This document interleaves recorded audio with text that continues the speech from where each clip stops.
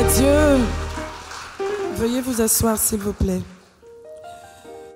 La Bible dit dans Éphésiens 2, verset 10, « Car nous sommes son ouvrage, ayant été créés en Jésus-Christ pour de bonnes œuvres que Dieu a préparées d'avance afin que nous les pratiquions. » Et hier, je disais à Madame Jackson qu'il y a 14 ans, quand on s'est rencontrés, aucune de nous ne savait qu'on se retrouverait sur une telle plateforme en train d'être oratrices ensemble, en train de servir le Seigneur ensemble. Mais c'est tout un parcours. Mais Dieu savait, le premier jour où on s'est rencontrés, qu'on en serait là aujourd'hui. Et il y a de très très belles œuvres comme ça que Dieu a préparées d'avance. Mais pour que nous puissions les pratiquer et arriver à la manifestation de ces œuvres les unes après les autres, il y a tout un parcours, il y a tout un cheminement. Et ce soir, le Seigneur me met à cœur, un peu dans la même veine que Madame Jackson, que je puisse partager certaines choses avec vous pour démontrer combien, quand Dieu nous appelle, il sait nous emmener à bon port. Et souvent, les choix que Dieu nous impose peuvent ne pas être forcément ceux auxquels on s'attend. Ne sont pas forcément ceux qu'on a voulu ou on a espéré ou on a prévu faire. Mais Dieu nous emmène quelque part. Il a de bonnes œuvres. Dis à ton voisin, il y a de très bonnes œuvres que Dieu a préparées d'avance. Et il s'attend à ce que nous puissions les pratiquer. Le révérend a dit avant-hier, le premier jour, il a dit la chose la plus importante est de découvrir quelle est la clé derrière ce que Dieu dit. Quand Dieu donne une parole, qu'est-ce qu'il y a derrière? Quand Dieu m'a dit, par exemple, tu vas épouser Raoul Wafo, qu'est-ce qu'il voulait dire derrière? Il y a une clé que je devais saisir pour que je puisse m'épanouir et en même temps atteindre les objectifs du Seigneur. Donc, dans chaque chose que Dieu nous demande de faire, il y a toujours une clé derrière. Et nous devons justement appliquer la loi de l'écoute pour écouter comment est-ce que le Saint-Esprit va amplifier, décortiquer la parole que Dieu nous a donnée pour qu'elle puisse arriver à manifestation au quotidien. C'est vrai que j'ai su très tôt que j'étais appelée à un dessein particulier. Très, très tôt. Est-ce que vous avez eu dans votre vie des séquences, par exemple, où vous vivez des choses et c'est comme si Dieu vous faisait un clin d'œil pour vous dire « je te prépare pour des choses dans ce style ». C'est pour ça que souvent vous pouvez rencontrer quelqu'un et puis quand la personne, sa manière de vivre ou alors son style de vie, ses vertus, la manière dont la personne appréhende la vie, vous sentez que vous êtes interpellé à vous rapprocher de cette personne-là. Généralement, c'est pourquoi? C'est que cette personne-là est un modèle ou alors montre un chemin que Dieu veut que vous puissiez prendre dans la vie, en fait. Oui. Et donc, je savais que Dieu me réservait des choses, mais jusqu'à où, dans quel sens, dans quelle orientation, pas totalement. Mais je savais que Dieu faisait des choses extraordinaires. J'ai grandi en étant entourée de personnes, de parents. Mes parents m'aimaient beaucoup et m'aiment toujours beaucoup. J'ai été un enfant vraiment qui a été entouré de beaucoup, beaucoup d'amour, beaucoup d'affection, beaucoup d'attention. Et puis à un moment donné, il y a eu un choc émotionnel très grand qui s'est passé dans ma vie quand mes parents se sont séparés. Ça a complètement bouleversé et chamboulé ma vie. À ce moment-là, j'ai commencé à remettre en question le fait que j'avais une espèce de grâce particulière sur ma vie, que les choses devraient aller comme de l'eau qui coule vraiment, comme un long fleuve tranquille, sans situation difficile. Et en ce moment-là, j'ai commencé à me demander, est-ce que cette assurance que j'avais toujours eue de savoir que j'avais la main de Dieu sur moi, qui me protégeait, qui me favorisait, est-ce que je n'étais pas en train de perdre justement cette chose-là? Ça n'a pas été facile, mais par la grâce de Dieu, j'ai continué, je me suis réadaptée à la nouvelle vie qui se présentait devant moi, au nouveau schéma que j'avais devant moi, et puis j'ai continué de me dire non, je crois que Dieu est avec moi, je crois, et Dieu m'a donné des signes. Je veux dire à quelqu'un ce soir que je ne sais pas par quoi tu es passé en fait. Je ne sais pas qu'est-ce qui a été ton enfance, qu'est-ce que tu as vécu jusqu'à aujourd'hui, mais ce que je veux te dire, c'est que quand Dieu te dit qu'il a des projets pour toi, il faut que tu lui fasses confiance. Souvent, les choses même vont se passer de façon catastrophique. Pourquoi? Parce que Dieu veut attirer ton regard sur lui. Que tu puisses te détourner peut-être de toutes ces personnes autour de toi qui t'aiment tellement, qui ont toujours été disponibles et que tu commences à te poser les vraies questions. Souvenez-vous de la question que le révérend nous a posée le premier jour. Pourquoi tu es né en fait? Quel est l'objectif que Dieu recherche par la naissance de chacun d'entre nous? Quel est l'objectif pour lequel Dieu nous a suscités sur la terre? Et cet objectif-là, puisque Dieu doit le poursuivre, il va mettre tout en œuvre pour que nous puissions l'atteindre. Et si ça doit passer par des situations qui permettra difficiles, nous passerons par ces situations-là. Mais au finish, ces situations-là vont nous apporter le coffre, vont nous apporter le bagage, vont nous apporter la connaissance, vont nous apporter la singularité de ce que nous devons être dans la vie, en fait. Et c'est ça. Dieu est fidèle. D'autres déboires, plusieurs autres se sont passés, plus ou moins affectants dans ma vie à une certaine époque. Mais je disais toujours que je relativisais parce que je me disais Dieu est fidèle. Et cette voix intérieure qui continuait de me dire, comme le révérend le dit souvent, même quand on était dans le monde, si nous sommes vraiment vrais avec nous et sincères, nous pourrons nous rendre compte qu'à des moments précis, la main de Dieu, Dieu nous a montré qu'il était là. Parfois, tu passes comme ça, juste à côté d'un accident, et tu entends une voix qui te dit, c'est moi qui t'ai sauvé, en fait. Ça dit que si je regardais à ta vie, tu n'étais même pas candidat même à échapper à cet accident. Et pourtant, d'autres personnes sont peut-être mortes à côté de toi, mais Dieu t'a préservé. Pourquoi? Parce qu'il y a un objectif qu'il voulait atteindre, et qu'il doit atteindre, et qui sera atteint au nom de Jésus. Amen. Et je bénis Dieu vraiment pour mon père biologique qui m'a mis au monde, qui avait notre garde. Donc c'est lui qui était vraiment très présent dans nos vies quand on était plus petits et qui a pris soin de nous et qui à un moment donné, conduit par l'Esprit de Dieu, on s'est retrouvés dans une église où on enseignait la parole de Dieu, où il y avait l'école du dimanche. Et c'est comme ça que j'ai commencé à être enseignée sur la parole de Dieu, pas très très tôt, hein, déjà dans l'adolescence. Et j'ai commencé, et c'est pour ça que ce qu'elle disait hier, il est important d'enseigner l'enfant pendant qu'il est encore jeune. Parce que cette semence-là, en fait, de la parole à l'intérieur d'un enfant, lui permet à long terme, plus tard, de se rendre compte qu'il ne réagit pas comme les autres à cause du dépôt de la semence qui est en lui, en fait. Et cette semence-là va faire toute la différence. Je me retrouvais dans des endroits avec mes amis, comme tout le monde. Je me retrouvais en boîte de nuit. Parce que je vous dis, hein, comme le révérend dit, moi je ne suis pas née sur la Bible. Je ne vais pas venir vous raconter du style, j'ai été vraiment une fille sans histoire. J'ai été une fille dans des histoires. Même ma mère, il y a des choses qu'elle ne sait même pas. Jusqu'au jour où j'ai commencé à lui expliquer. Le jour de ma nouvelle naissance, waouh! Je me suis retrouvée à l'église, j'étais avec ma mère. Et moi j'étais censée être chrétienne depuis, en fait. Vous voyez le scénario. Et la maman, elle est en train de elle a rencontré le Seigneur. Elle se dit, bon, vous êtes là, vous êtes jeune, mais vous étiez dans le Seigneur depuis, sans savoir que je n'étais pas née de nouveau. Donc j'arrive à l'église et ce jour-là, on était dans une communauté, il y a eu la prédication. J'ai été tellement touchée que j'ai commencé à pleurer. Je pleurais tellement. Et j'étais fait étonnant, c'est que j'ai été baptisée du Saint-Esprit avant même que je ne fasse la prière du pécheur. En fait, parce que mon cœur avait déjà demandé pardon et mon cœur s'était déjà repenti. Le Seigneur m'a fait don du Saint-Esprit et du parler en langue. J'ai commencé à parler en langue, j'ai commencé à pleurer. Ma mère était tellement surprise, elle s'est dit, mais qu'est-ce que celle-là? Elle pleure comme ça, elle a tué quelqu'un. Elle se demandait, mais qu'est-ce que je ne sais pas en fait? Pour qu'elle se retrouve en train de pleurer comme ça? Toute ma jupe était trempée. Mais elle ne pouvait pas comprendre que c'est maintenant que je naissais de nouveau, en fait. Elle se disait, mais qu'est-ce que tu as fait? Après, elle m'a demandé, mais c'est quoi? Je dis, maman, c'est aujourd'hui que j'ai accepté Jésus. C'est maintenant que je suis née de nouveau. Avant, là, voilà, j'avais ci, j'ai un gars, j'ai ceci, j'ai cela. Elle ne savait même pas tout ça. Oui. Je dis ça à quelqu'un qui est peut-être dans la salle et qui se dit, oui, c'est vrai, on est venu dans une atmosphère, tout est bien beau, mais moi, je ne suis pas qualifiée. Si, tu es qualifiée. Tu es qualifiée parce qu'aujourd'hui, c'est ton jour. Aujourd'hui, c'est un jour particulier où tu peux aussi remettre les choses à l'heure, remettre les pendules à l'heure et remettre chaque chose à sa place par la grâce de Dieu. Tu n'es pas ici en vain.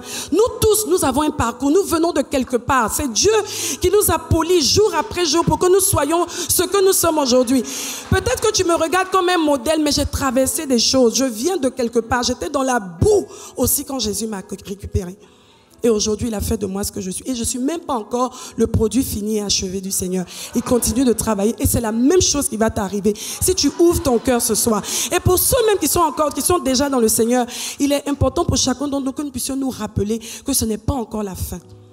Que nous ne puissions pas nous contenter de belles choses, des belles réalisations, spirituellement parlant, dans nos vies et nous dire, ça y est, comme elle disait hier. Oui, le révérend peut, et ça je peux le confirmer.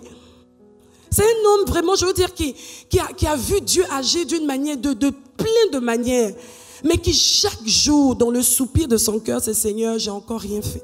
Parfois je le regarde, je dis, ouais, tu peux te reposer déjà, tu as tellement de messages en toi, tu viens, même tu prends un ancien. Il n'a même pas besoin de notes. Tu viens, tu commences à parler, mais tu vois la préparation. Et c'est ce qui m'a donné, moi, de me dire, chaque fois que je l'écoute, que je ne suis même pas encore arrivée quelque part. Le Seigneur m'a rappelé quelque chose ce matin. Je lui disais ça, il ne se rappelait même pas de ça. Quand j'ai rencontré le révérend, il m'a posé une question. Au bout d'un moment, quand on a commencé à avoir la confirmation que Dieu voulait qu'on se mette ensemble, il m'a demandé, est-ce que tu es prête à me laisser t'aider à grandir et à mûrir dans le Seigneur. Parce que la différence quand même qu'il y a entre nous, spirituellement parlant, est assez grande. Et c'était vrai. Je connaissais le Seigneur, j'étais une enfant de Dieu, oui, ben vraiment strict ce qu'il fallait en fait. J'avais besoin de grandir, il m'a dit, est-ce que tu es prête? Est-ce que tu es disposée à me laisser moi? Et comment est-ce que le Seigneur voudra pour qu'on puisse t'enseigner à grandir dans le Seigneur? À la limite, je pourrais me dire, mais moi aussi je connais le Seigneur, les gens me voient, les gens m'aiment bien, on me dit, oui, c'est une bonne sœur en Christ et tout. Non, mais aujourd'hui je comprends qu'il y avait tellement de choses que je devais éradiquer pour que je puisse atteindre la destinée que Dieu avait pour moi en fait. Je lui ai demandé ça ce matin, il ne se rappelait même pas. Vous savez, les hommes, ils oublient tout ça. C'est nous, là, on consigne, on garde. Moi-même, j'ai une petite feuille. Je me rappelle une fois, on avait eu ici RW en live. Quand je disais que j'avais ma petite feuille où il m'avait posé certaines questions, il y a des personnes qui m'ont demandé après, mais et la suite des autres, je dis, attends, vous êtes trop curieux. Petit à petit, si Dieu veut, on va le faire. C'est ça. Nous, les femmes, on consigne. Et Dieu m'a rappelé ça ce matin. Aujourd'hui, je suis là où je suis parce que j'ai accepté de me laisser mouler, en fait. Dieu m'a cassé. Je viens d'un système, d'une école. J'ai grandi dans un style, les écoles de, vous connaissez les écoles de sœurs, je ne veux pas les incriminer, ce sont de très bonnes écoles. Mais qui, en fait, dans l'éducation qu'ils apportent, c'est d'emmener la femme à réaliser qu'elle n'est pas n'importe qui, en fait. Qu'elle est sage, qu'elle est intelligente, qu'elle est capable de faire les mêmes choses que l'homme, même plus que l'homme. Donc, elle grandit avec un concept d'une femme qui doit défier, en fait, l'homme. C'est ça. Donc c'est dans un moule comme ça que moi j'ai grandi. Il fallait prouver en fait que nous ne sommes pas n'importe qui. On peut faire de grandes études. On peut. Et quand j'ai rencontré le Seigneur, la première, à l'époque on faisait des retraites spirituelles.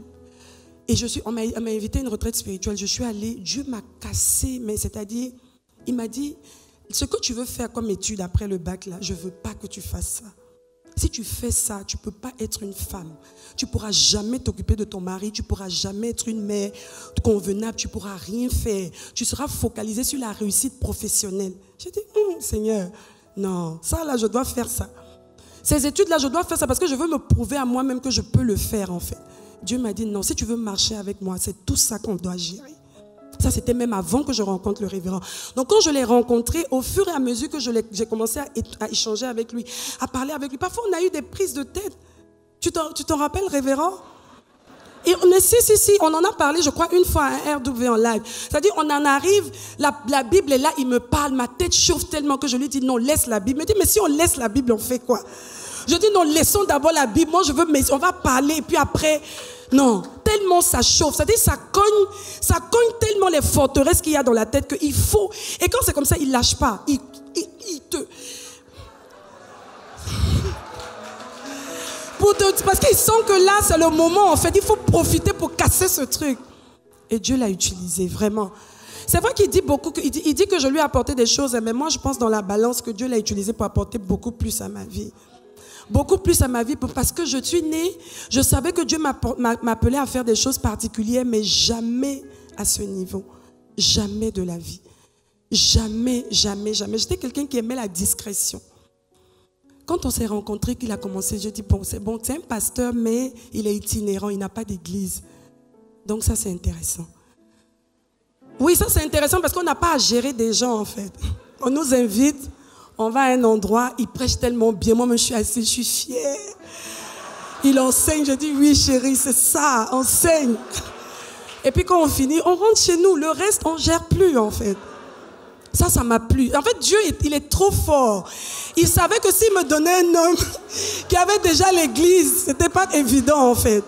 Donc, il m'a donné un homme qui était dans le ministère itinérant. Donc, j'ai pris... Au début, même quand on allait, je dis, non chérie, moi, je ne suis pas obligée de m'asseoir avec toi. Hein, comme je ne suis pas pasteur. Tu t'assois, moi je suis derrière. Et puis il m'a dit, non, c'est pas possible, tu es ma femme, tu dois être à côté de moi. Je dis, non, pas forcément, je ne suis pas pasteur. Et ce que j'aime chez le révérend, c'est qu'il n'est pas quelqu'un qui te dicte les choses de façon ferme et brute. Même si les choses sont souvent difficiles, quand il voit que vraiment là c'est un peu trop dur, il ramollit un tout petit peu, il se dit, bon, on va chercher une autre occasion pour gérer ça en fait. Jusqu'à ce que je me retrouve à reconfronter l'église.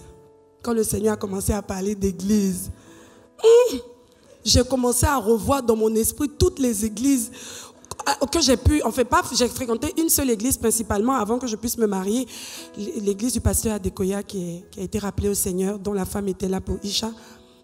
Mais je pensais à tout ce que j'ai pu entendre. J'ai dit non, Mais en même temps, le Seigneur me disait, non, t'inquiète pas, t'inquiète pas. Ne cherche pas à ressembler à quelqu'un. Non, non, ne cherche pas de référence. Non, je veux faire quelque chose d'atypique avec toi, en fait. De la même manière que tu as vu que ton mari était atypique et que je te mettais avec lui, laisse-moi continuer ce que j'ai commencé. J'avais voulu regarder aux femmes de pasteurs, comment les femmes de pasteurs se comportent, pour essayer de mimer un peu, pour ne pas que les gens soient offusqués. Ça, c'est quelle femme de pasteur, ça? Le révérend Wafo, il prêche bien, mais franchement, sa femme, elle est trop bizarre. Le Saint-Esprit m'a dit, ne te préoccupe pas de ça, cherche juste à écouter les choses que je vais te dire. Et le Seigneur a commencé à travailler dans ma vie. La Bible dit quoi? Dans Psaume 139, verset 13 à 16. Psaume 139, verset 13 à 16. C'est toi qui as formé mes reins, Seigneur, qui m'as tissé dans le sein de ma mère. Je te loue de ce que je suis une créature si merveilleuse. Aux yeux du Seigneur, effectivement, tes œuvres sont admirables et mon âme le reconnaît bien. Mon corps n'était point caché devant toi lorsque j'ai été fait dans le lieu secret, tissé dans les profondeurs de la terre. Quand je n'étais qu'une masse informe, tes yeux me voyaient et sur ton livre étaient tous inscrits les jours qui m'étaient destinés avant qu'aucun d'eux n'existe. Cette parole-là, elle est forte. Dieu a déjà tout vu à l'avance. Et quand il te dit, prends cette orientation, va dans tel, il fait les choses comme ça. Il sait que si tu dépends de lui, si tu comptes sur lui, tu finiras par y arriver. Et c'est ce qui s'est passé. Dieu, c'est-à-dire dans sa bienveillance, dans son intelligence et dans sa sagesse, a commencé à me donner des instructions. Quand tu vas aller à l'église, fais comme ça. Fais ceci, fais cela. Comporte-toi comme ça. Même si, fais ça. Et c'est comme ça. Parfois, ce n'était pas évident. Et le Seigneur peut te demander de faire des choses et quand tu les fais, tu n'as pas les réactions que tu attends. Mais quand c'est Dieu qui te demande de les faire, il faut continuer. Il y a certaines personnes qui ne vont pas apprécier que tu le fasses comme ça, mais Dieu sait pourquoi il te demande de les faire comme ça. À long terme, il y a quelque chose qui va se faire. Et c'est comme ça que Dieu a commencé à travailler. Travailler dans la vie que vous voyez. J'ai même une amie qui est ici, une sœur que j'ai connue quand j'étais beaucoup plus jeune, quoique je ne suis pas très âgée aussi. Hein. Nous, on est toujours dans la vingtaine. Mais on a eu un parcours ensemble, en fait. Je veux dire, aujourd'hui, elle est là, mais je veux dire, jamais, elle était même peut-être plus prédestinée à être peut-être femme de pasteur que moi, en fait. Mais Dieu a ses plans. Et il avait déjà tout écrit à l'avance. Dieu m'a dit, à un moment donné de ma marche aussi, et ça, je veux partager ça avec peut-être une femme aujourd'hui. Quand tu as un homme, Christelle l'a touché aussi, Madame Jackson hier, il faut apprendre à identifier l'appel que Dieu a sur la vie de cet homme-là, en fait. Surtout les femmes de serviteurs de Dieu. Quel est le profil spirituel, prophétique de cet homme? Pour que tu puisses demander à Dieu de t'aider à entrer dans ce profil. Il y a des gens qui me demandent, mais Madame Wafo, comment tu fais? Le révérend. Il y a des gens, même je sais, quand ils n'ont pas encore vu, qu'ils ont déjà eu l'habitude de voir le révérend, tout le monde est un peu curieux. Vous savez que nous les hommes, on est très curieux de connaître les femmes des gens. Hein. C'est quand on voit un homme, on dit, sa femme doit être comment? Elle doit être. Jusqu'à ce qu'on la voit. Mais en fait, Dieu va te donner à un moment donné, parce que tu es laide, c'est toi qui dois faire les efforts en fait, pour pouvoir retrouver ce qu'il faut, comme elle a dit hier, pour que cet homme-là puisse être épanoui en fait. Et j'avais un problème, c'est que moi, je me disais, j'ai ma manière d'aimer. Et je veux imposer ma manière d'aimer, en fait. Ça fait que parfois, quand il se plaignait pour me dire, oui, mais quand tu te comportes comme ça, moi, je n'ai pas l'impression que c'est une femme qui aime son mari qui se comporte. Et j'étais offusquée en me disant, mais comment? Toi, tu ne peux pas me dire que je ne t'aime pas, en fait. Non, pas toi quand même. Toi, tu sais que je t'aime. Il me dit, non. Quand tu fais ça, jusqu'à ce que le Seigneur me dise, comme lui-même, il veut que les enfants de Dieu l'aiment. Et c'est pour ça qu'il a consigné sa volonté dans la parole. Avant, on pouvait se dire, oui, mais moi j'aime le Seigneur, je vais à l'église les 24 décembre, je vais le 31, à la Pâque, je suis à l'église, n'est-ce pas? Ça, c'est notre façon de vouloir aimer le Seigneur, mais ce n'est pas comme ça que Dieu veut qu'on l'aime. Il a dit, je veux que tu m'aimes de tout ton cœur, de toute ton âme, de toute ta pensée. Oui. Donc, quand tu entres en contact avec quelqu'un et que cette personne est ton autorité, en fait, que vous avez des choses même à faire ensemble, je ne veux même pas parler en termes d'autorité parce que c'est l'amour d'abord qui doit manifester ces choses. Il faut aller à la recherche justement de ce que la personne aime. Parfois, je me dis, non, le révérend, il est trop exigeant. Mange ça. Il y a quoi sur le truc là? Mais il va te dire non, ici, là, il y a eu ci, il y a eu... Des choses que pour les autres, ça a passé en fait. Mais lui, ça ne passe pas. Le Seigneur m'a dit, c'est comme ça qu'il est en fait. C'est moi qui l'ai créé comme ça. Et toi, je t'ai mis à côté pour que toi, tu puisses supporter et accepter de gérer les choses et t'adapter à ça en fait. Donc chaque femme à qui Dieu a donné un homme, je dis à qui Dieu a donné un homme, pas un homme que tu t'es donné toi-même. Chaque femme à qui Dieu a donné un homme doit apprendre à dépendre de Dieu aussi pour être la femme qu'elle doit être pour cet homme. Et écoutez. Le Saint-Esprit, c'est le meilleur des coachs. Je l'aime tellement.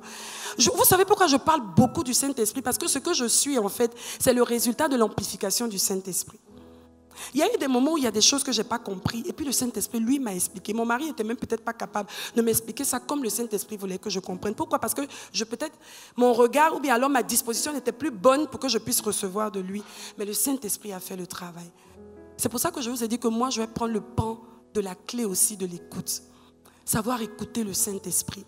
Savoir dépendre du Saint-Esprit. Et quand le Seigneur a parlé, qu'il nous dit qu'il veut qu'on fasse quelque chose, aller à la quête de la clé qui va nous permettre de nous épanouir et de pouvoir accomplir ce que Dieu a pour nous. C'est comme une porte qui doit s'ouvrir afin que chacun d'entre nous justement apprenne. Mon message en fait ce soir, c'est pour emmener chacun d'entre nous à se dire, j'ai un parcours qui a commencé dans le sein de ma mère physiquement, mais qui a commencé au ciel.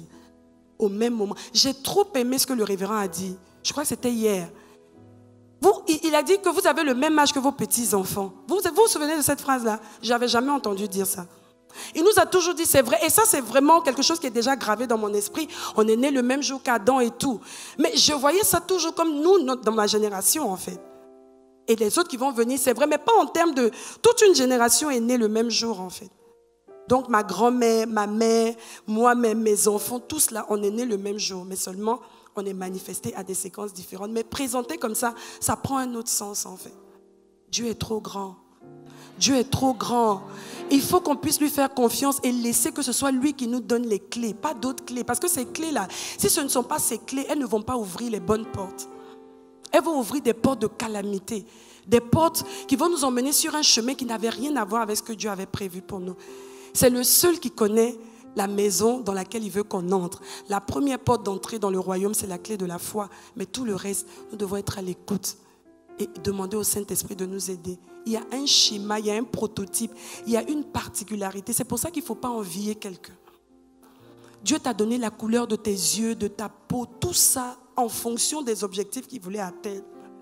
Il y a peut-être quelqu'un qui a prié aujourd'hui pour dire, Seigneur, donne-moi un signe. Si j'entends une femme claire prêcher, je vais sur Internet. Si je tombe sur une directe, je tombe sur une femme claire, c'est que c'est toi.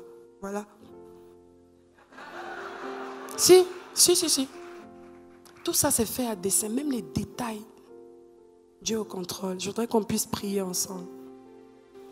Et que tu puisses dire au Seigneur, vraiment, Père, je ne veux pas passer à côté. Kabod, c'est une plateforme d'instruction où il y a beaucoup d'instructions prophétiques qui sont données.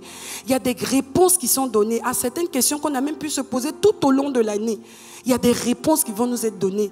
Même ce soir, je suis convaincue. Moi, je m'attends à quelque chose d'extraordinaire. Hier, j'ai reçu une décharge pas possible de la grâce de Dieu. Et je sais que Dieu s'apprête à faire des choses ce soir avec son serviteur encore, le maître, comme il a appelé hier et il a nommé hier. Seigneur, nous sommes fatigués de tourner en rond, fatigués de nous plaindre, fatigués de poser des questions inutiles, poser les mauvaises questions. Nous voulons atteindre les objectifs de Dieu. Voici la fin des temps. Nous ne voulons pas être de ceux qui sont distraits. Nous voulons être de ceux-là qui agissent et qui annoncent, qui accomplissent et qui font des choses qui vont marquer leur génération.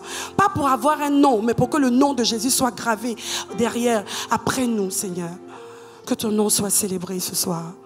Merci pour des vies comme les nôtres, le révérend, moi et plusieurs, tous ici présents, que tu as pu prendre de quelque part, là où il n'y avait rien qui pouvait présager que nous en serions où nous sommes. Nous ne parlons pas de matériel. Le matériel nous accompagne pour l'accomplissement de la volonté, de la destinée prophétique que tu as pour chacun d'entre nous. Aide-nous, Seigneur, à ne pas passer à côté. Au nom suprême de Jésus. Amen.